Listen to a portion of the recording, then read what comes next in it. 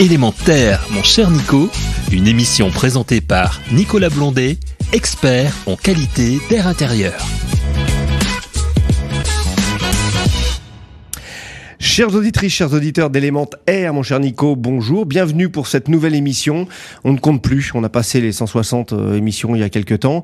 On est bien ensemble, on se retrouve toujours avec grand plaisir, tout simplement pour parler de notre air, de notre bien respirer, pour parler également du monde du bâtiment, du monde de l'immobilier, puisque les lieux dans lesquels nous nous trouvons, on le sait, on le répète de temps en temps, mais on a une tendance à être 90% dans des lieux clos dans notre vie. On considère aussi nos véhicules, et on est finalement des sédentaires de nos lieux à l'intérieur. On est même capable d'avoir l'intelligence d'aller faire du sport dans des lieux fermés et faire du vélo ou courir dans des lieux fermés, alors que dehors c'est quand même aussi très bien, même si quelquefois il peut pleuvoir.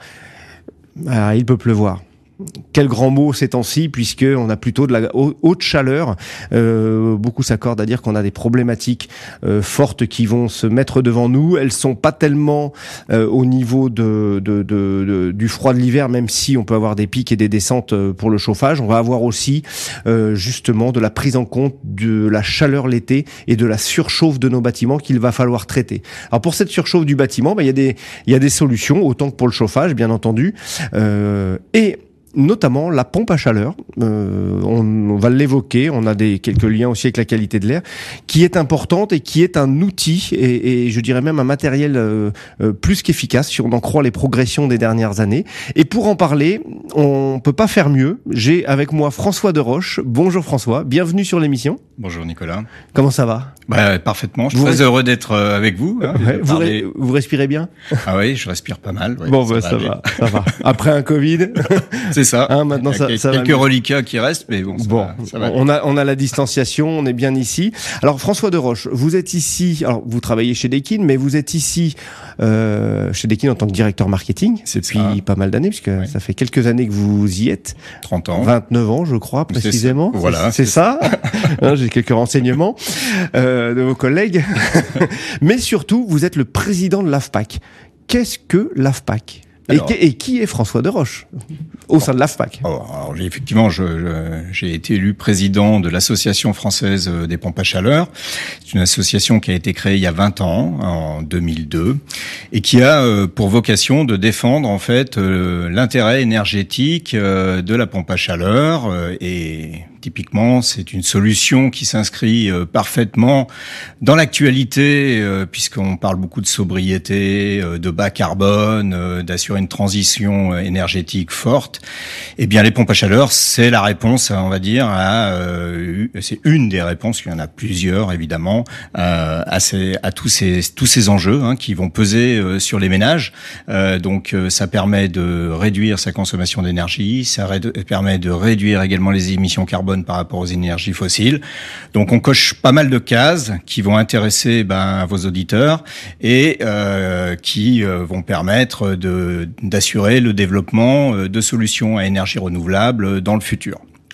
Alors l'AFPAC, juste pour la présenter, si vous permettez un petit peu, c'est assez unique sur le marché français. On est une association de filières et ça on y tient énormément. Donc qui dit filière, ça veut dire qu'on regroupe en notre sein tous les acteurs en fait de la chaîne de valeur de la pompe à chaleur. Donc évidemment il y a des industriels, il y a des énergéticiens, il y a des organisations professionnelles, les syndicats d'installateurs, de mainteneurs.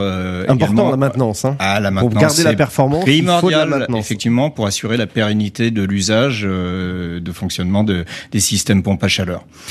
On va retrouver des associations, des centres techniques, des bureaux d'études. Donc vous voyez, on couvre vraiment l'ensemble de la profession et toute cette intelligence collective, on la met en commun pour travailler sur des sujets d'actualité. On parle de sobriété, on parle d'acoustique, on parle aussi de traitement d'air, qui est cher à votre émission. Donc voilà, c'est tous ces sujets-là qu'on aborde au sein de l'AFPAC et on fait régulièrement des publications pour informer la filière sur les usages par exemple pour la maintenance, on a défini un cahier des charges en fait de la bonne charte de maintenance, comment faire un bon entretien d'une pompe à chaleur pour vraiment informer la filière et d'assurer à l'utilisateur des éléments de comparaison et à la fin l'idée c'est qu'il ait l'utilisateur une expérience unique de son usage. De l'usage, de la consommation associée, des coûts, parce qu'on voit que les coûts énergétiques explosent. Exactement. Et il y a aussi un élément qui est très important. On parlait de la maintenance, mais alors déjà, on a un bon appareil. On va avoir un appareil pour lequel on va y revenir dans quelques instants, une performance, je dirais, de fonctionnement. Ça va être, on consomme combien pour restituer combien. Ça fait partie du sujet de la PAC. Et au niveau, je vais terminer, on finit au niveau aussi de la maintenance. On sait qu'on va prolonger la durée de vie de 30 à 50% des matériels, s'ils sont bien entretenus, et donc également du bâtiment. Donc ça, c'est pas anodin. Alors, juste pour nos auditeurs, et après vous reprendrez le fil, François, on entend parler pour les pompes à chaleur, pour éclairer un petit peu toutes celles et ceux qui nous écoutent, le COP. Qu'est-ce que c'est que le COP? On en parle beaucoup. Alors, sur la pompe à chaleur. Le COP, c'est le coefficient de performance de l'équipement. C'est son rendement énergétique.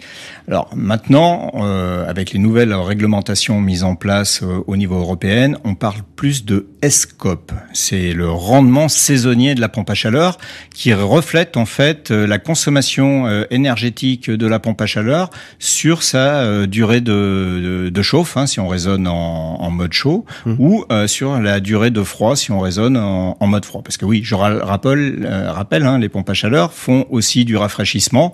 Elles font pas uniquement que du chauffage. Ça dépend des conditions dans lesquelles elles vont être mises en œuvre et des attentes en fait des utilisateurs. Donc un SCOP, quand vous consommez 1 kWh d'énergie, vous allez pouvoir transformer cette énergie consommée et la restituer jusqu'à l'ordre de 5 kW de chauffage dans l'habitation. Vous voyez qu'il y a un rendement énergétique qui est très très important. De 1 pour 5. De 1 pour 5. Et ce qui permet donc de réduire la facture énergétique. Si on la compare par exemple à un radiateur électrique, qui a un facteur, lui, ce qu'on appelle un coefficient de performance de 1, il consomme 1 et restitue 1, quand la pompe à chaleur consomme 1 et restitue 5.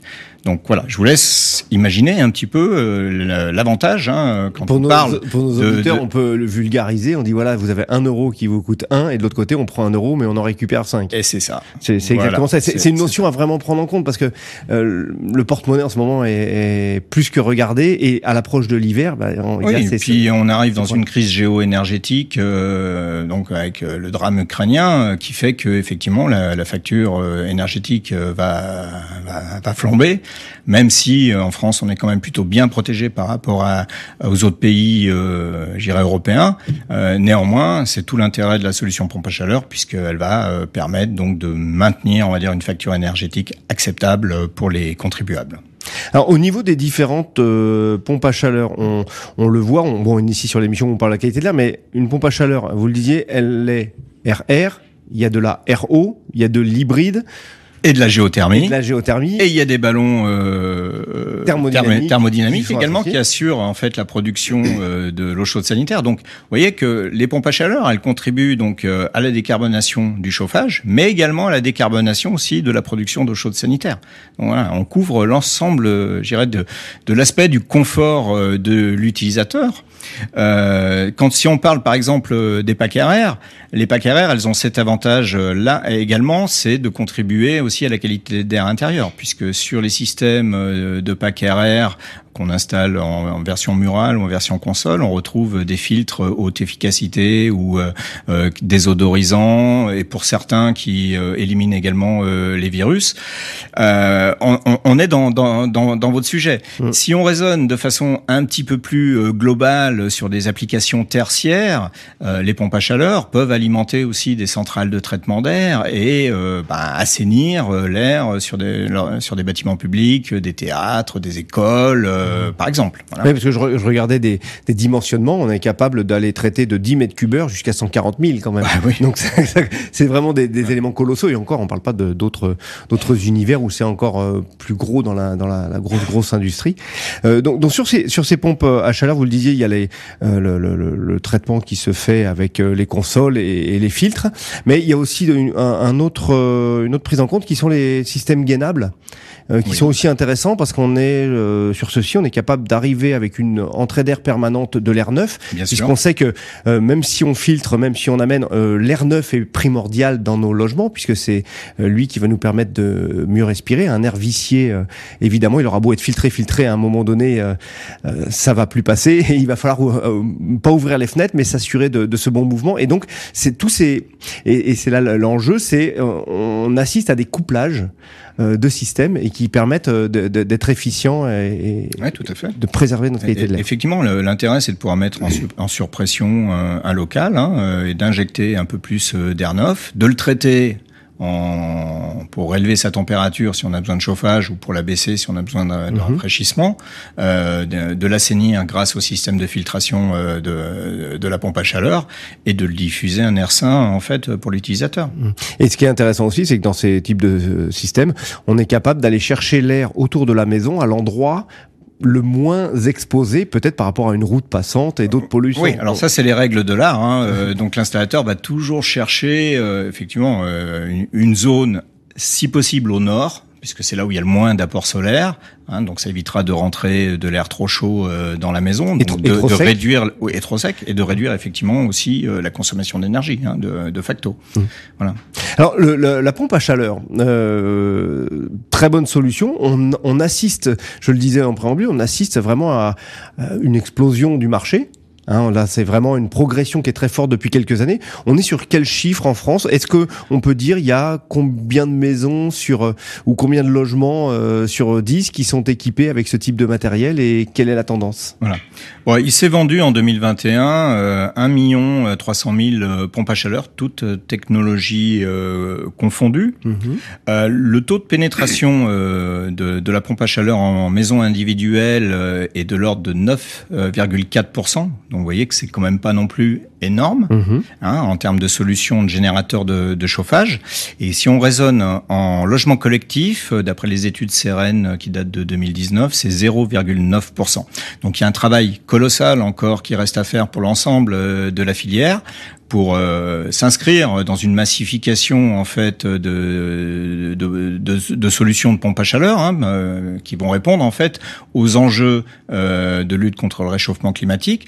D'ailleurs, l'Europe avec REPowerEU l'a parfaitement fléché, puisqu'il vise 10 millions de pompes à chaleur vendues sur le marché européen d'ici 2030 et 30 millions d'ici 2050. Donc, au niveau de l'AFPAC, on a fait également nous des projections, des analyses. Alors on les avait fait un petit peu en amont avec de la publication de REPowerEU, et ça nous a conforté en fait dans nos résultats, parce qu'on arrive à peu près dans des scénarios similaires. Dans nos études prospectives, puisqu'on a contribué en fait à la SNBC, la stratégie nationale bas carbone, oui. Donc c'est l'État qui le sujet qui est en train de consulter l'ensemble des filières et des fédérations professionnelles pour voir quelle va être la projection en termes de décarbonation à l'horizon 2050. Donc la pompe à chaleur a vraiment son rôle. Le marché, on estime qu'il va être multiplié par 3,5 d'ici 2050. Il se vendra donc 1,2 million de pompes à chaleur par an, qui vont se diviser dans 70 000 pompes à chaleur de type géothermique, qui vont utiliser, donc capter les calories dans le sol.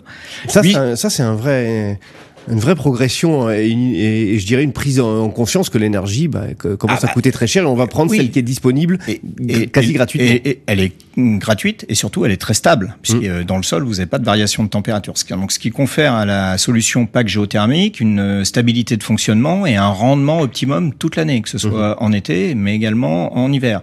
Et en été, le gros avantage, c'est qu'on va pouvoir faire ce qu'on appelle du géocooling, c'est-à-dire court-circuiter le fonctionnement de la pompe à chaleur et utiliser l'eau fraîche qui est puisée dans le sol pour rafraîchir l'habitation. Donc là, c'est du win-win, c'est du froid gratuit, on va dire. C'est ça, puisque dans le sol, on le redit, on le sent bien tous quand on descend dans quelques caves bordelaises ou bourguignonnes, mais les caves en général, on a une température stable qui est autour de 10 à 14 degrés et avec des variations très faibles, mais on comprend bien que l'hiver, si on a déjà de l'air qui remonte dans le logement, qui est à peu près à 12-14, c'est tous ces 12-14 qu'il n'y aura pas à chauffer s'il fait 0 dehors, et l'été, on va se retrouver avec de l'air qui, lui, est à 12 12-14 qui va tempérer cet air qu'on a et qu'on veut éviter d'aller au-delà des 26 degrés dans notre logement, puisqu'on sera dans des degrés heures pénalisants. C'est ce qu'on appelle la récupération d'énergie. Donc, il y a différentes façons de le faire.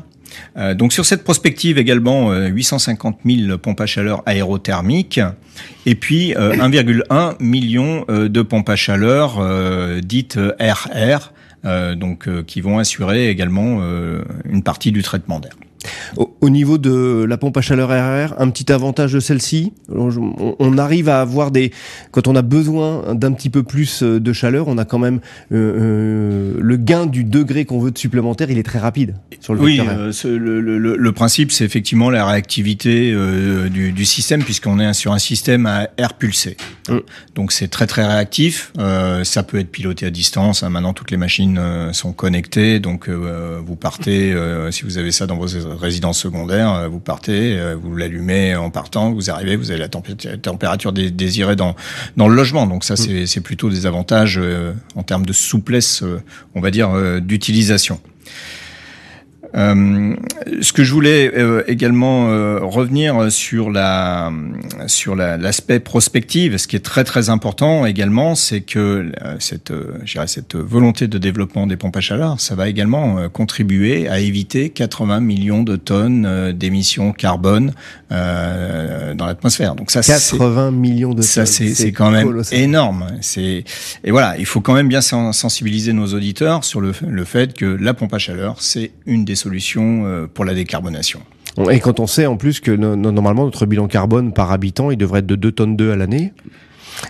Ouais, on imagine que la population française, on est normalement il y a des enjeux, dans un fonctionnement classique, on devrait pouvoir arriver à tout tempérer. Alors, Nicolas, pour arriver à ces résultats, on a besoin de structurer la filière. C'est ça. On va avoir besoin d'installateurs. On a besoin d'attirer de jeunes talents. Vous êtes dur parce que c'est la question que j'allais poser. Ah, j'ai anticipé. Vous anticipez. Je suis navré. Au contraire. Mais effectivement, on a calculé qu'il faudrait environ 12 500 installateurs de plus pour pouvoir arriver à tenir, on va dire, ces enjeux annuels d'installation de pompes à chaleur. 14 000 mainteneurs supplémentaires pour assurer la maintenance du parc existant, mais aussi, puisqu'on va augmenter les quantités chaque année, il va falloir assurer une maintenance de qualité sur ces équipements. Il y a également toute la distribution qui va nécessiter des bras supplémentaires et aussi l'industrie française qui va avoir besoin de recruter sur le développement en R&D des pompes à chaleur et puis sur les chaînes de fabrication. Donc la pompe à chaleur, c'est un outil de décarbonation, mais aussi ça va être créateur d'emplois. Énormément créateur d'emplois et puis on estime environ à 40 000 créations d'emplois d'ici 2030. Ce qui est rapide puisque 2030 c'est dans 7 ans. C'est demain. Voilà, c'est absolument demain. Et justement sur ces formations, ce qui est intéressant, qu'on peut dire à nos auditrices, nos auditeurs, parce que souvent on le voit, on passe à côté de la maintenance. Souvent on se dit je ferai la maintenance, j'y pense quand j'ai envie. Là il faut je pense aussi que cette structuration de filière et ces professionnels qui sont bien encadrés, on voit aussi toutes les certifications professionnelles ou tous les diplômes qui sont donnés, puis la formation continue également, qui est distillée par les industriels, mais qui est distillée aussi par les organismes. N'ayez pas peur, messieurs et mesdames, si un installateur ou si un maintenancier doit venir et s'occuper de votre pompe à chaleur ou de votre système en général dans la maison, c'est valable aussi pour la ventilation, ils sont là pour votre bien. Avant tout, laissez-les rentrer, faites-leur confiance parce que c'est des vrais professionnels. Absolument, ils sont formés, ils sont accompagnés par la filière. Alors, ce qu'il faut savoir également, c'est que les pompes à chaleur, depuis le 4 juillet 2020, il y a une maintenance qui a été rendue obligatoire par décret. Donc, il est très important d'assurer la maintenance. Et cette maintenance, elle est biannuelle. Nous, industriels, on va recommander quand même une maintenance annuelle parce que on estime que quand on a des filtres correctement nettoyés, on évite des encrassements au niveau de l'air, ou si on est sur un réseau hydraulique, l'embouement, on va dire, du réseau hydraulique. Ça, c'est très important pour assurer la performance énergétique sur la durée de vie de l'équipement. Mais ça, le mainteneur est parfaitement qualifié pour pouvoir assurer tous ces travaux. Oui, il faut leur faire confiance, absolument. Et puis même un mainteneur, quand il a suivi votre matériel pendant plusieurs années, il va être à même aussi d'avoir les compétences et la connaissance pour dire vous pouvez basculer sur maintenant un autre système ou une nouvelle génération qui va vous faire également gagner sur ce sujet, parce que le but du jeu, c'est d'aider aussi l'usager, le citoyen à être bien chez lui, mais à être bien sur tous les plans, thermique, économique, qualité de l'air, on le disait aussi, parce que un système qui fonctionne mal et s'il n'est pas entretenu, il va peut-être envoyer quelques saletés oui, bien sûr, et d'autant plus que grâce maintenant au développement des solutions connectées, on va retrouver des environnements globaux, c'est-à-dire qu'on va avoir des écosystèmes qui vont gérer et le chauffage, le rafraîchissement, la production d'eau sanitaire et la qualité d'air intérieur. Donc on a le mainteneur a une multi-compétence, compétences énergétiques sur la réfrigération, sur le chauffage, sur l'aérolique également, pour pouvoir assurer un bon entretien de tous ces équipements et garantir une satisfaction de l'usage des particuliers sur toute la durée de vie de son équipement. Et justement, vous parliez de l'AFPAC en tout début. Je reviens sur les membres qui la composent. Je ne sais plus si vous en avez parlé, mais il y a aussi les laboratoires d'essai qui en font partie. Et donc, ces laboratoires, ça nous permet d'avancer. Ça donne des bases solides de fonctionnement, des bases solides de chiffres et je dirais de cadrage qui permettent d'aller voir les institutionnels et d'aller voir les pouvoirs publics. Quelle est, à l'heure actuelle, quelles sont, je dirais, les pistes que porte l'AFPAC et qui aussi sont reprises ou sont traitées avec les pouvoirs publics pour aller vers du mieux? Il y a différents sujets. Déjà, on a un contexte réglementaire qui encadre en fait la profession, qui est assez strict, qui impose des niveaux d'exigence énergétique qui sont mis en place par des directives européennes transposées également en droit français. Donc la pompe à chaleur, on sait que c'était une technologie qui a un peu plus d'une trentaine d'années, mais qui est quand même moins vulgarisée que des solutions de générateurs à énergie fossile. Que tout le monde a chez soi, en fin de compte. Donc nous, on doit quand même démontrer l'efficacité énergétique de nos systèmes. Et très tôt, dans les années 2010, l'AFPAC a contribué à deux actions principales. À mettre en place en fait une certification volontaire des industriels de leurs équipements qu'ils produisent, de façon à ce que le consommateur puisse comparer ce qui est comparable entre un générateur pompe à chaleur RO de la marque A et d'une marque B ou d'une marque C. Donc ça, c'est des certifications tierces partites qui sont mis en place grâce à la collaboration qu'on a pu avoir avec Eurovent Certita, donc c'est le programme NFPAC ou Euro Heat Pump, si on raisonne au niveau européen. Et il y a un deuxième programme européen également qui est administré par HPK Mark, qui donne également le même niveau de certification. En 2012, après avoir fait ces travaux de certification des produits, on a fait des travaux de qualification des professionnels. Et ces travaux de qualification, avec la mise en place de la RGE, c'est rendu obligatoire d'avoir une certification RGE pompe à chaleur pour pouvoir faire bénéficier des dispositifs d'accompagnement gouvernementaux pour les usagers. Donc, chers auditeurs, n'hésitez pas à sélectionner un installateur professionnel qui a son RGE PAC reconnu garant de l'environnement. Reconnu garant de l'environnement. Ça veut bien dire ce que ça veut dire. Donc il y a différents organismes qui instruisent ça, qui délivrent ces labels de qualification. Il y a Qualité ENR avec la Qualipac, vous avez Qualifelec, vous avez également Qualibat. Donc les artisans ou les installateurs de la profession, vérifiez bien que lorsque vous demandez un devis, que ce soit un bon professionnel qui soit garant également de l'environnement. De l'environnement et notamment garant de l'environnement parce qu'on sait qu'il y a des fluides à l'intérieur de la PAC, c'est ce qu'on va comprimer et détendre pour faire du chaud ou du froid, ça dépend le sens.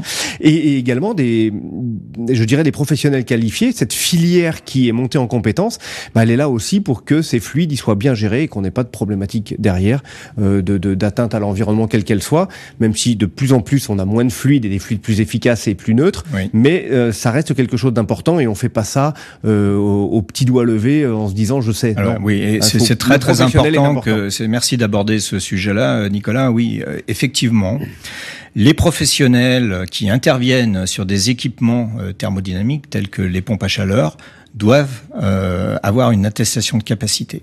Donc l'attestation de capacité, c'est une preuve de traçabilité en fait de la mise en marché des équipements pour être sûr. Donc ça, c'est une volonté que le gouvernement français a mis en place et on est plutôt le bon élève en Europe puisqu'on a été les premiers à mettre en place ce système de qualification des installateurs. Donc c'est un examen que chaque installateur doit passer, chaque metteur au point et grâce à cet examen, il obtient une attestation d'aptitude qui est valable 5 ans.